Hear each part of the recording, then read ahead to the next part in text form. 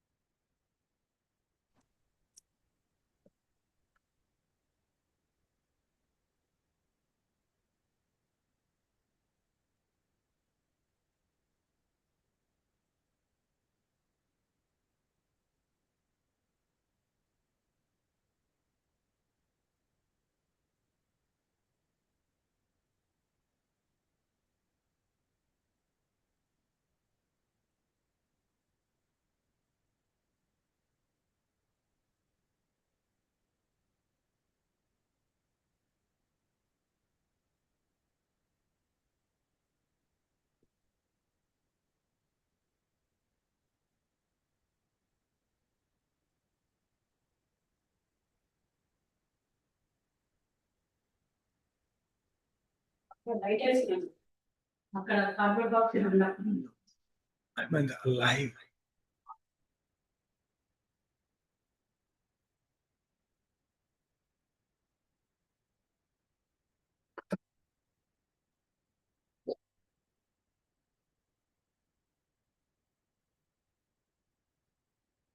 The devotees,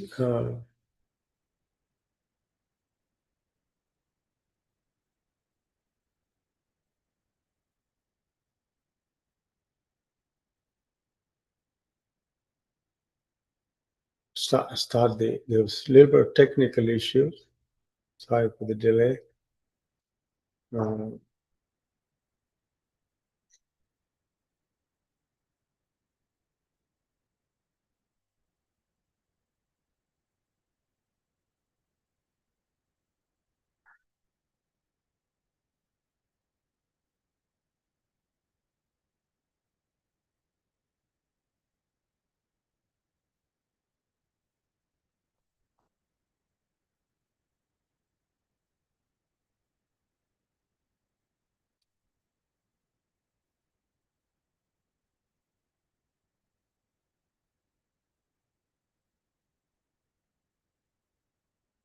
so we'll start with Mahalakshmi. Jaya Radha Madhava Jaya Kunja Vihari Jaya Gopi Jana Vallabha Jaya Girivaradhari Yashodanandana Vrajachana Ranjana Yashodanandana Vrajachana Ranjana Yamuna Tira Vanachari Jaya Radha Madhava Jaya Kunja Vihari Om Ajnanatimirandasya Jnananjana Chalakaya Chakshurmilitam Yena Tasmai Sri Gurave Namaha Sri Chaitanya Manobhishtam Sthapitamena Bhutale Swayam Rupa Kadamayam Dadati Swapadantikam.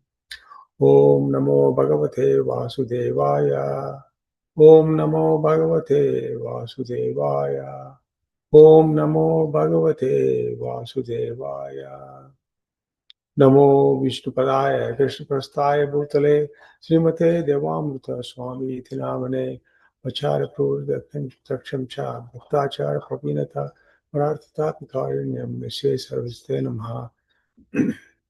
Namo Vishnupadaya Krishnaprasthaya Bhutale Srimate Bhaktivedanta Swami Iti Namane Namaste Saraswati Devi Gauravani Pracharane Nirvishesha Shunyavadi Prachasta Desatharane Jaya Sri Krishna Chaitanya Prabhu Nityananda Sri Advaita Gadadara Srinivasadi Gaura Govinda Vanchakalpa Tarubhasisha Prapashindibhayavacha Patitanam Pavanebhyo Vaishnavebhyo Namo Namaha.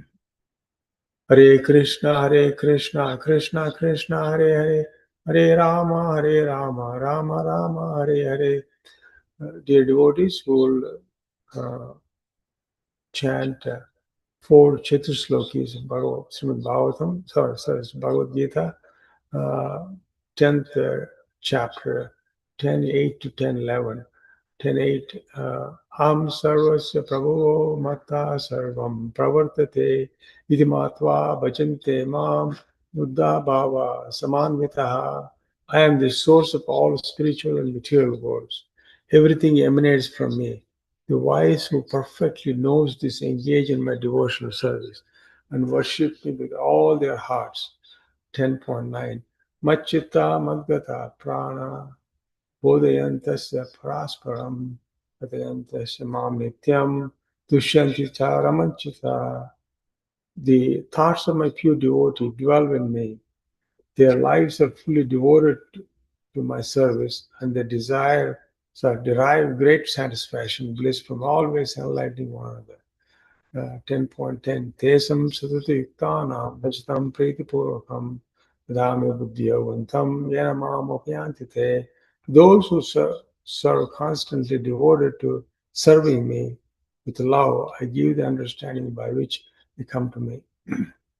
10.11 Tesam Evanukam Partam Aham Ajnanajam Tamaha Dasayami Atma Bhavasto Jnana Dvipena Bhaspatha.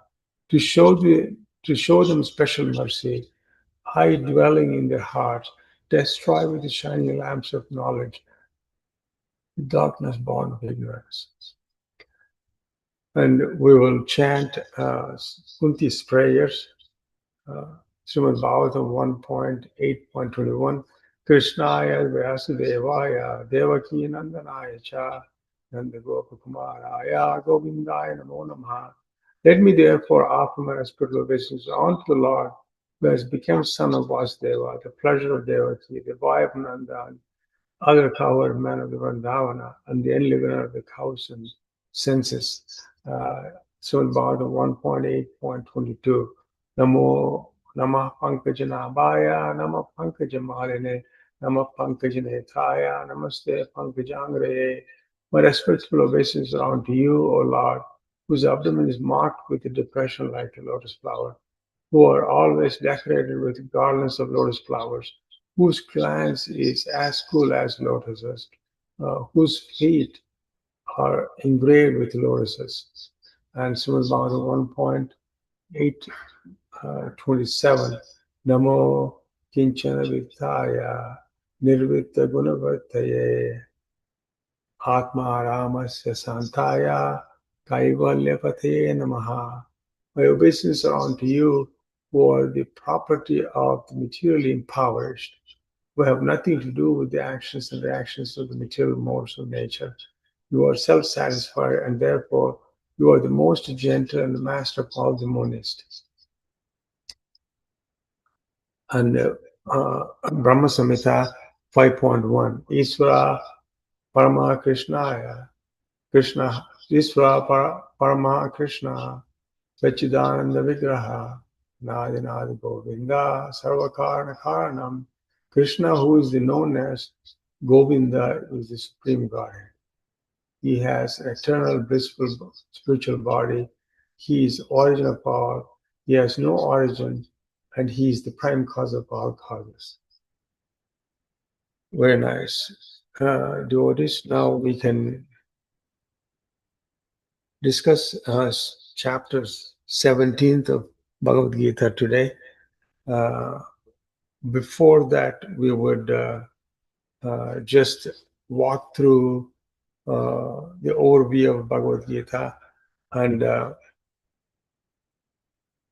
how it is before we get to the, so that we'll have some background. So Bhagavad Gita is the book of life's manual, if you call it. It describes about 5 important aspects of human life. There's Ishvara, the Supreme Lord; second, Jiva, the living entity; Prakriti, the material nature; Kala, the time; and Karma, action and reaction. Uh,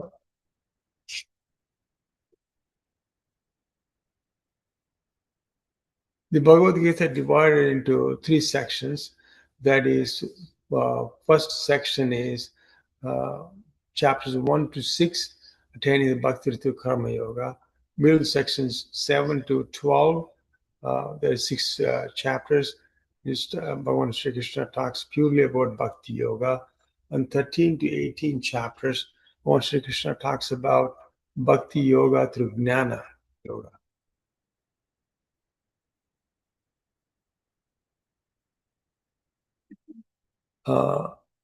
And the chapter 13, Arjuna raises these 6 questions, and Bhagavan Sri Krishna talks about them. As what is Prakriti, Purusha, Kshetram, the field; Kshetragnam, the knower of the field; Jnanam, the knowledge; Gnayam, the object of knowledge. So this is to understand Bhagavan Sri Krishna's view of the world. That's why Arjuna asked about this question. That introduces to Sankhya. Uh, this is diametrically opposite to science. Science makes us comfortable materially in this world because technology improvement that gives us a comfort. Whereas Sankhya gives the real spiritual science that gives us the let go of the material world. It is timely as well as timeless. And through the Sankhya, we have attitude of looking at the world through the knowledge of Sankhya. And Sankhya, in the 13th chapter, 6 to verse 7, in a nutshell, Bhagavan Sri Krishna discusses there are 24 elements, 5 Panchamahabhutas, Bhumi, Apo, Nala, Vayu, the 5 material elements, and the 5 senses, acquiring senses, working senses, sense objects, they all constitute 20. And the subtle things, mind, intelligence, false ego, and 3 unmanifested modes of material nature. So this is constitute 24. And the Kshetrajna, the individual soul, and Paramatma, super soul. And this is the bedrock philosophy of Sankhya Yoga. And the 8 to 12 verses here, Bhagavan Sri Krishna talks about, he declares what are the 20 processes of knowledge. Among them, the 16, the constant allied devotion, service to Bhagavan Sri Krishna is the key. And how do we acquire that? Through approaching a bona fide spiritual master. And that's the key in life. And 1322 verse is the key verse that introduces the 3 gunas. Purusha, Prakriti, Stohi, Bhungte, Prakriti, Jan Gunan, Karana Guna Sangyasya, Sada Sajjanmasu. So here, 3 modes of material nature introduced, and Prabhupada, in translation, talks about how the soul is eternally bound and changes from one body to another body by like changing one's dress. This eternally happening, but to break this cycle of repeated birth and death, you need to have Krishna consciousness. So we need to go into transcendental position through Krishna consciousness. And that is the change in the conception that need to happen. So, and Prabhupada in this purport talks about that change can happen by starting from hearing from authoritative sources. Just like Arjuna was hearing the signs of God from Bhagavan Shri Krishna himself, and Prabhupada, our founder Acharya ISKCON, has translated these beautifully in English so that we can all have that access, just like the conversation how happened between Arjuna and Krishna. So this is the authoritative source of knowledge. So in all ISKCON temples all over the world, evening, at least 1 hour, we discuss about Bhagavan Sri Krishna's Bhagavad Gita as it is. And in the morning also we discuss about Srimad Bhagavatam. This is 18,000 verses, 1 hour every morning. This is about all the pure devotees of Bhagavan Sri Krishna, talks about Bhagavan Sri Krishna.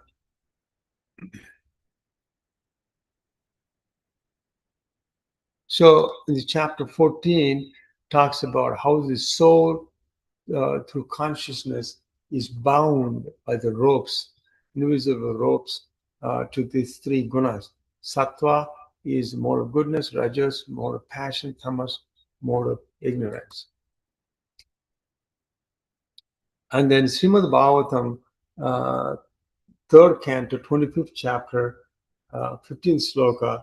Here Kapila Muni talks to his mother Devahuti beautifully about this modes of nature, where the consciousness, just like we discussed prior slide, the consciousness is attracted by the three modes of material nature, and that stage is called conditioned life. Whereas the consciousness is attached to Supreme Bhagavan, Supreme Lord Bhagavan Sri Krishna, that is called liberation. That's called unalloyed pure devotional service. And also in the 7th canto, Narada Muni talks to Yudhishthira Maharaj for his question. The translation of this verse 718, when the goodness is prominent, the sages and demigods flourish with the help of that quality with which they are infused and surcharged with the Supreme Lord. Similarly, when the mode of passion is prominent, the demons flourish. And when the ignorance is prominent, the Rakshasas flourish. The Supreme Person of Godhead is present in everyone's heart, fostering the reactions of Sattva Guna, Rajas, Tamo Guna. So here, Prabhupada talks about the Supreme Person of Godhead is not partial to anyone. The conditional soul is under the influence of the various modes of material nature, and behind the material nature is the Supreme Person of Godhead. But once victory and loss under the influence of Sattva Guna, Rajaguna, and Tamoguna are reactions of these modes, not the Supreme Personality, the Lord's partiality. Because our conditional soul is influenced by three modes, because we are stubborn, when we don't want to bring our consciousness to unalloyed devotional service, naturally we'll bind to these three modes of the nature, and that's what we react. And Bhagavan Sri Krishna sanctions our request based upon our karmic actions. So he's not partial. That's what Bhagavan Prabhupada talks about in the translation. And then in the 14th chapter, the last verse is very important. Mamcha yoga vicharena bhakti yogena bhakti yogena sevate sagunam samatitya dhyan brahma bhutaya kalpate. So here, translation: one engaged in the full devotional service, unfailing in all circumstances, once transcends the modes of material nature, and thus comes to the level of Brahma. So in 15th chapter, Bhagavan Sri Krishna discusses in 1 to 5 verses how one freeing oneself from this weakness of heart. That is Weakness of heart is binding ourselves to these three modes of material nature. So lording our material nature gives up the avichara and bhakti and increases the attachment to the matter. So there's three modes of material nature. How do we develop avichara and bhakti? Here, Prabhupada translates in his purport, chanting 16 rounds, 4 regulated principles, association of devotees is the key for avichara and bhakti. Chanting 16 rounds with the beads, we have Tulsi Mala. So you chant from head beat to Hare Krishna, Krishna Krishna, Hare Hare, Hare Rama, Rama Rama, Hare Hare. One round. Hare Krishna, Krishna Krishna, Hare Hare, Hare Rama, Rama Rama, Hare Hare. Hare Krishna, Krishna Krishna, Hare Hare, Hare Rama, Rama Rama, Hare Hare. So like that, you chant 180 times, that'll be one round. So like when do you chant? You chant in Brahma Muhurta, which is an hour and a half before sunrise. That is the mode of goodness time, and you will have a powerful chanting session during that time. Prabhupada says in ISKCON, our founder Acharya says at least minimum 16 rounds. If you're new, let us start with one round. And then the 4 regulated principles. What are the 4 regulated principles? No meat eating, no gambling, no illicit sex, and no substance use or whatsoever that alters our mind. So these 4 regulated principles, this gives tapasya, and we would 17.7 sloka, we talk about that, the importance of these 4 regulated principles as we see. And 15.1, Supreme Personality of Godhead, Prabhupada translates here, the Supreme Personality of Godhead said that there is an imperishable banyan tree that has its roots upwards and its branches down, and whose leaves are the Vedic hymns. One who knows this tree is knower of the Vedas. So he beautifully says that.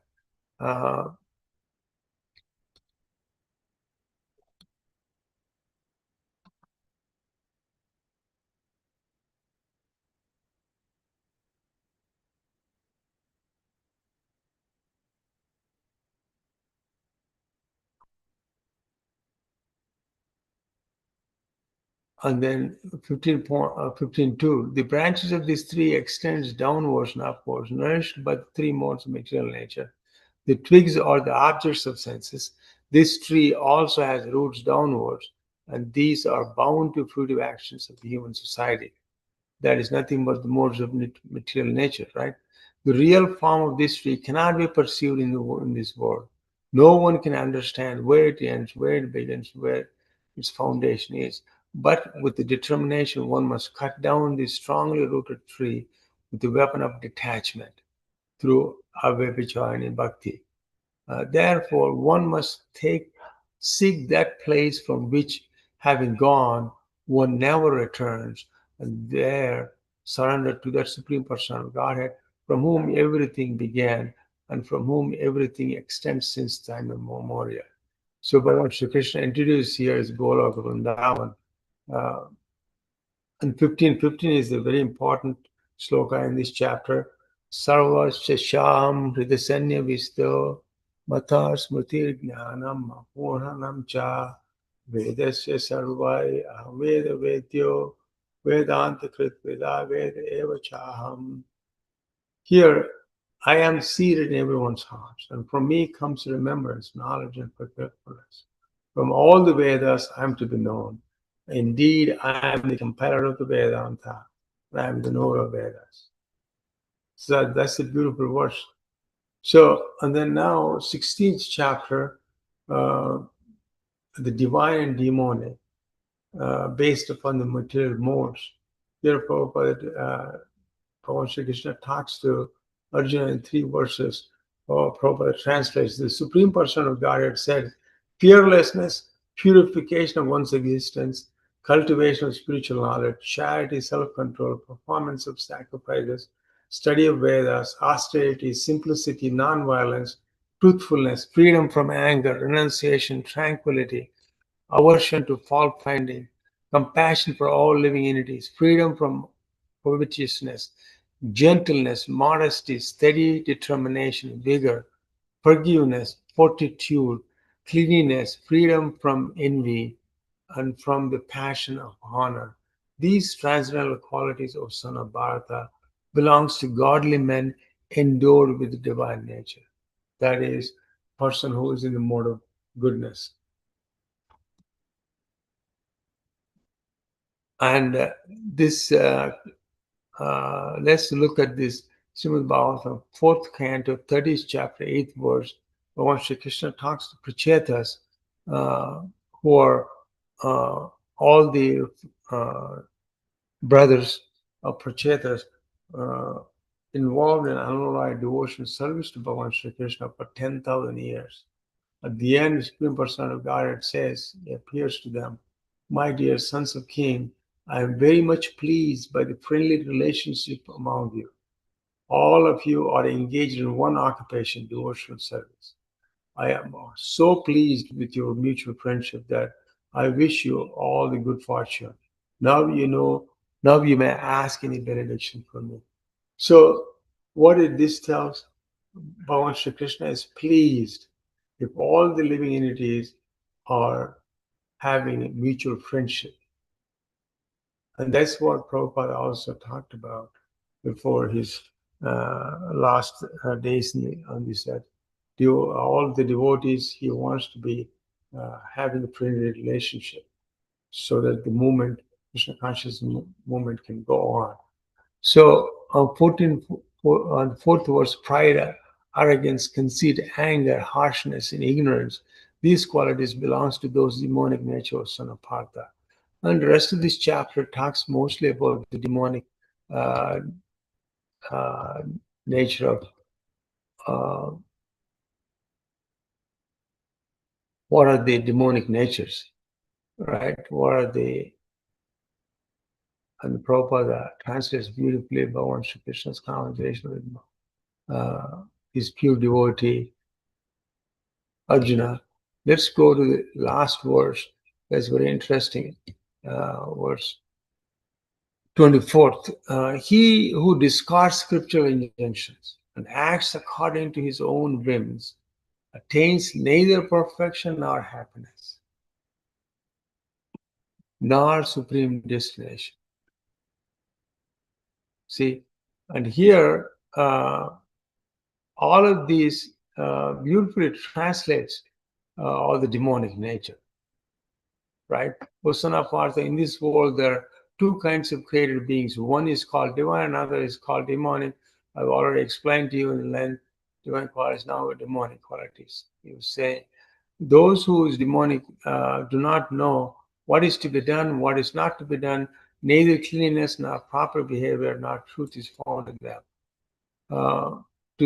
They say that this world is unreal with no foundation, no good, and no God in control. They say, who's demons?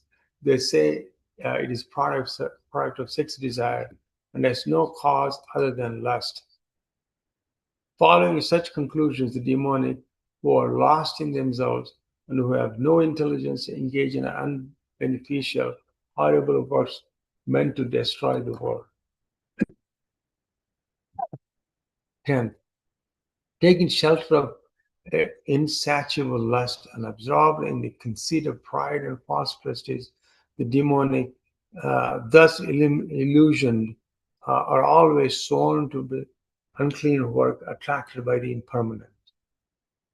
They believe that to gratify the senses is the prime necessity of human civilization. Thus, until the end of the life, their anxiety is immeasurable, bound by a network of thousands and thousands of desires and absorbed in lust and anger. They secure money by illegal means of sense gratification. See what they do. And the 13 to 15, the demonic person thinks, so much wealth do I have today, and I will gain more according to my scheme. So much is mine now. and it will increase in the future more and more. He is my enemy, and I have killed him, and my other enemies will be killed. I'm the Lord of everything. This is exactly what Kali Yuga will see. If you open the TV, and any channel has this kind of discussion, right? I am the enjoyer. I am the perfect, powerful, and happy. I am the rich man, surrounded by aristocratic relatives. There is none so powerful and happy as I am. I shall perform sacrifices. I shall give some charity. Thus I shall rejoice. In this way, such person is deluded by ignorance. So 16:16.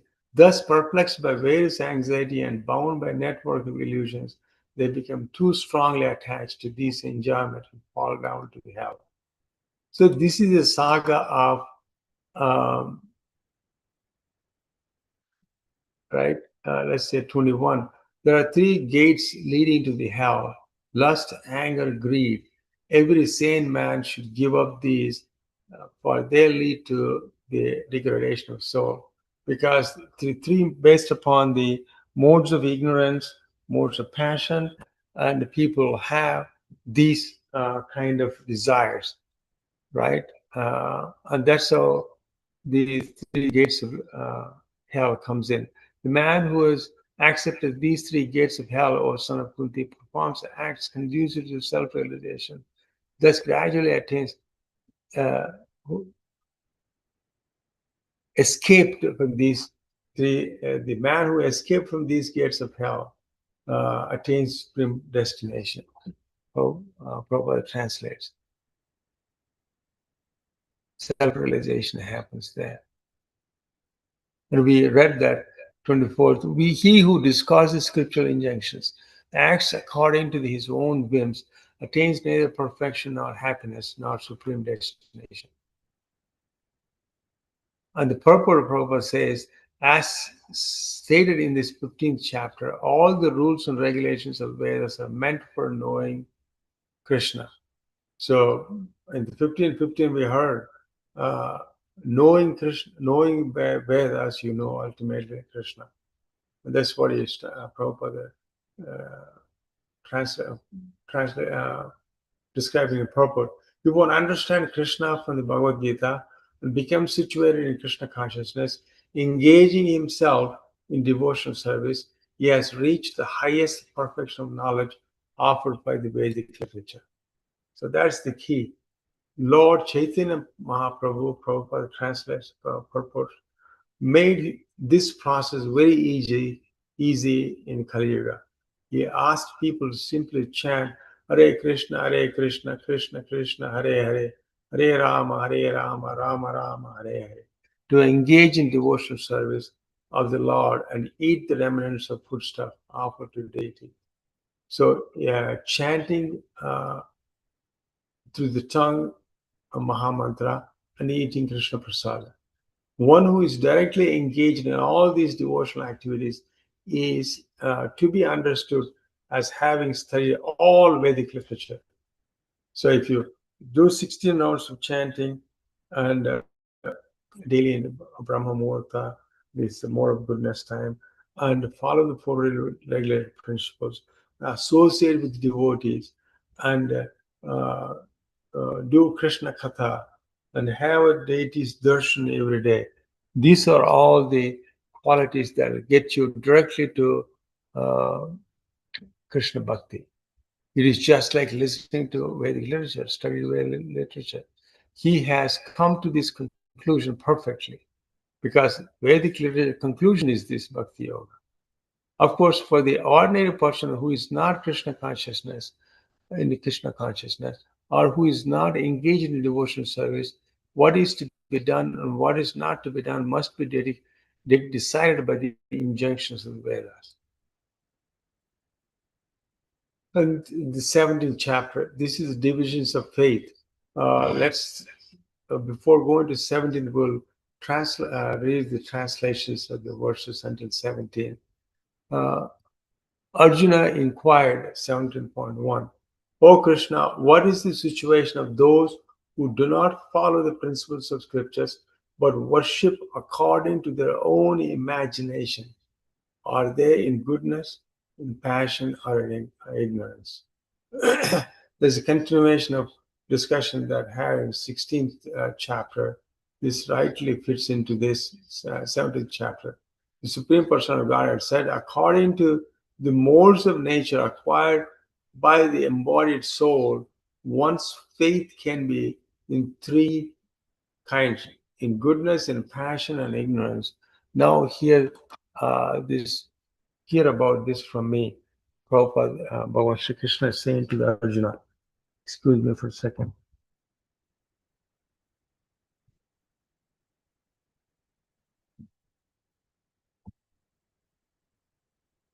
On 17.3, O son of Bharata, according to one's existence under various modes of nature, one evolves a particular kind of faith.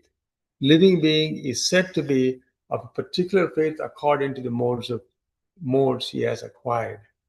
And fourth verse, men in the mode of goodness worship the demigods, those in the mode of passion worship the demons, and those in the mode of ignorance worship the ghosts and spirits. Like Srimad Bhagavatam 1.8 verse we talked about, Narada Muni describing to the Yudhishthira Maharaj, the more people who are in the mode of goodness, they have godly qualities. People who are more of ignorance and passion, they have demonic qualities. And then 5 to 6 verses. Those who undergo severe austerities and penances not recommended in the scriptures, performing them out of pride and egoism, and who are impelled by the lust and attachment, who are foolish, and who torture the material elements of the body, as well as the super soul within, are to be known as demons. Who are the classic of these two demons are Hiranyakasipu, who tortured himself and did severe austerities to what he wanted through this lust. He wanted to be the god of the entire universe, right? So, and similarly, Ravana too. And 7th verse, even the food each person prefers is in 3 modes.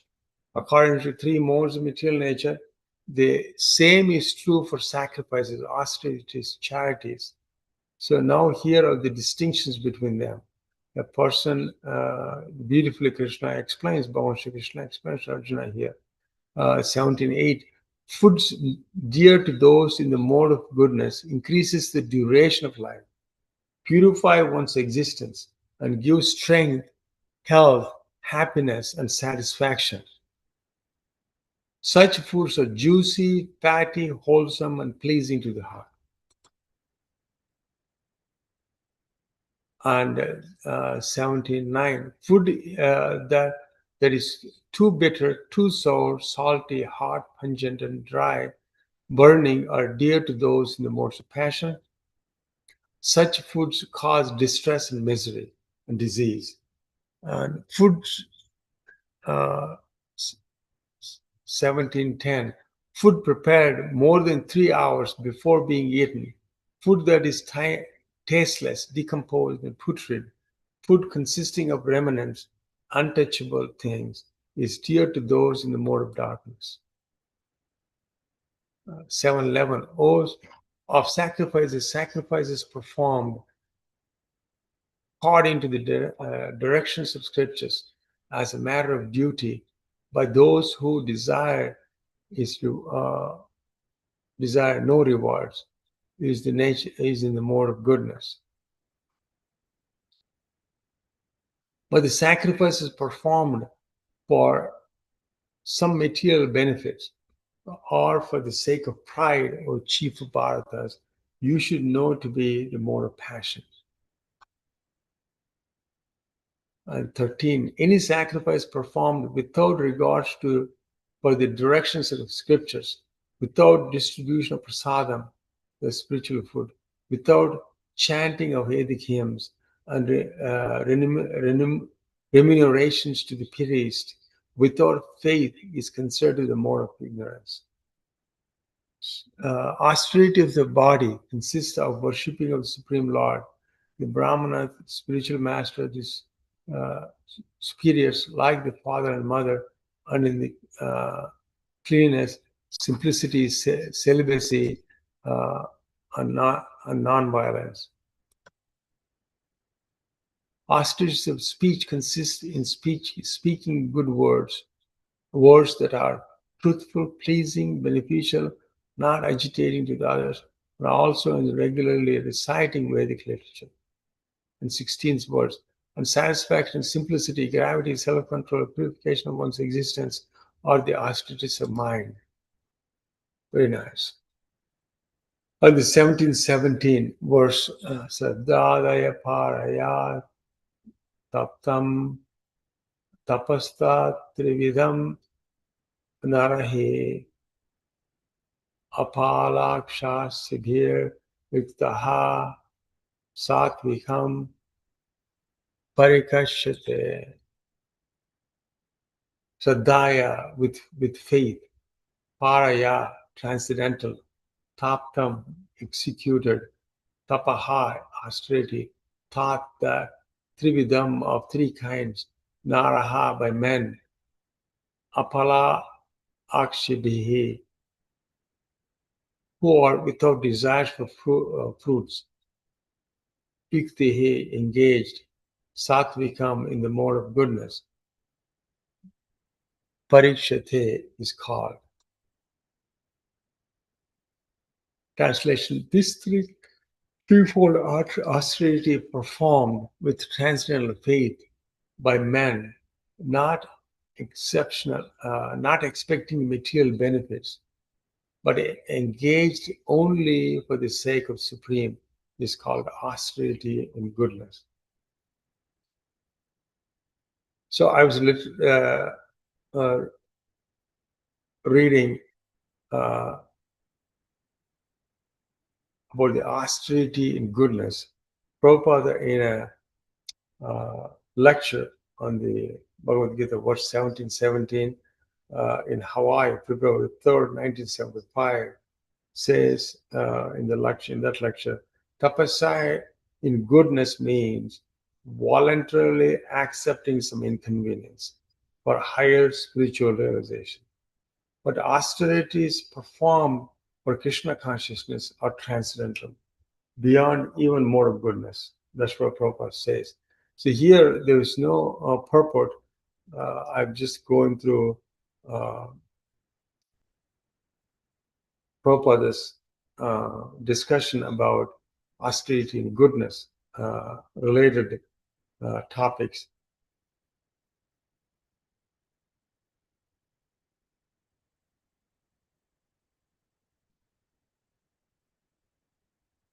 So austerity and goodness, sattvika tapas is performed with the faith, shraddha, and without desire for material results.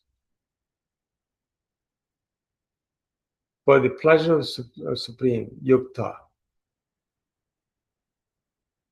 without desire for material results, apalakshibi. So he writes in other purpose, austerity performed out of pride or for some material end is certainly not in the mode of goodness. The austerities of Brahmanas, Kshatriyas, Vaishyas, and Sudras prescribed according to their respective modes of duty. But when such austerities are performed for the satisfaction of Supreme Lord, they became transcendental. Rishikesha, Rishiken, and Savage. Bhakti Yochate. Thus, when one performs any of three austerities, austerities of body, speech, and mind, based upon the 14 to 16 verses we read, austerities of body, austerities of speech, and austerities of mind, with pure motivation, devotion, it transcends the mere sattva and leads to bhakti yoga.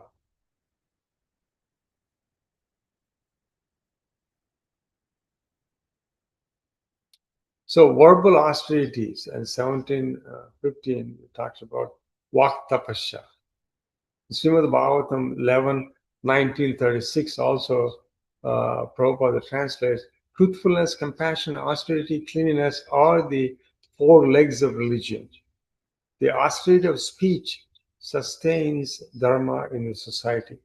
So the four regulated principles, that is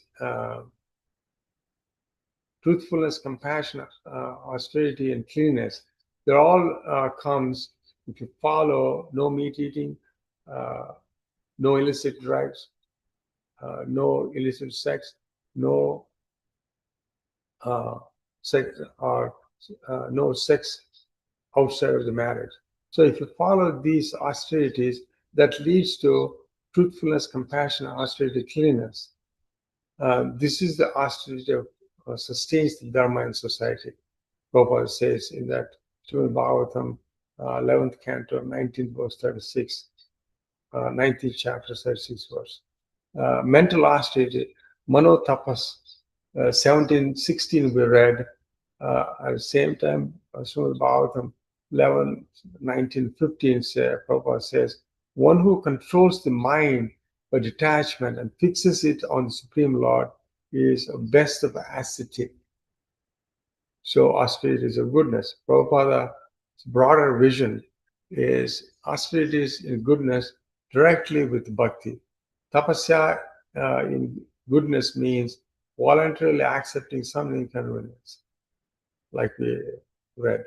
And also, tapo divyam putra ena sattvam suddhe, Srimad Bhagavatam 5:5:1. Rishabdeva talking to his sons, my dear sons, performing divine austerities by which your existence became purified and you attain eternal bliss. So austerity in goodness is the gateway to the transcendence. When performed with Shraddha, it purifies sattva, and Visuddha sattva, pure goodness, platform of bhakti ensures. So performance with faith without material motives is sattvika. Performance with prestige of this is called rajas. And 17:19 was tamasic, performance out of foolishness, self-torture. Talks about again here, Bhagavad Gita 17, 18 is through prestige, rajasika. And then 19th verse talks about tamasika. And then 15 to 16, Srimad Bhagavatam, 19th chapter, 15, 16 verse, talks about controlling the mind and senses for realizing the Lord. Sattvika Bhakti Tapasya. Again, Chaitanya Charitamrita, Madhya Leela, 22:109 talks about Krishna Bhakta Nishkama Ata eva santa, devotee have no material desires, hence peaceful sattvika bhakti ensures.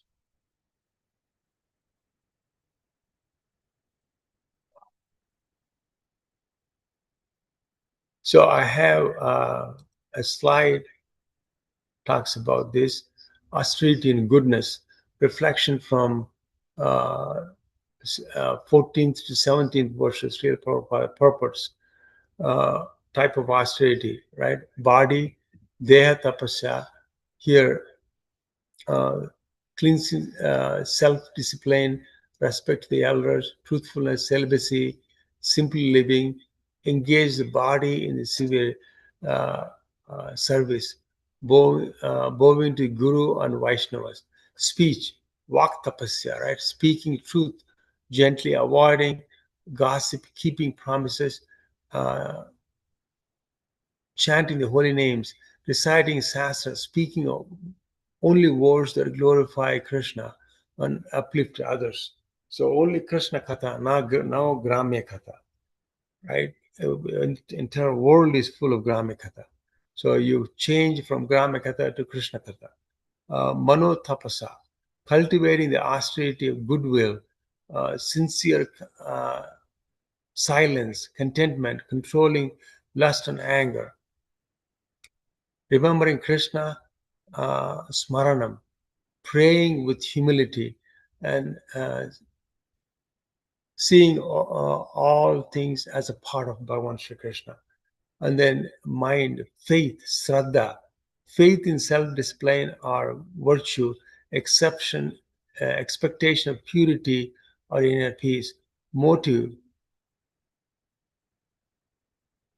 apalakshana, for self-control, health, social respect, or good karma, firm faith that all tapasya is meant for pleasing Lord, Madarpanam, results, Parinama, peace, purity, higher birth still within the gunas, uh, awakening, Shraddha, Suddha Sattva, Visuddha Sattva, love of Godhead, Bhakti, Parimana, results, peace, purity, higher birth still in the gunas, Bhagavad Gita 14:26 we read, and also Srimad Bhagavatam 1, second chapter, 20th verse also talks about this. So 18 and 19 verses.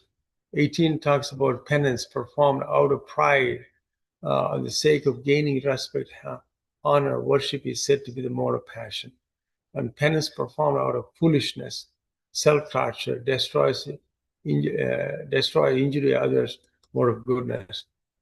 And 20, charity given out of duty without expectation of return is mode of goodness. But charity performed with expectation of some return or with desire to prove results is mode of passion. The charity performed of an impure place at improper time and unworthy person is mode of ignorance. From the beginning of creation, three modes of words Om Tat Sat were used to independent supreme absolute truth. Therefore, transcendental is undertaking performance of sacrifice, charity, penance in accordance with scriptural regulations begins always with Om Tat Sat.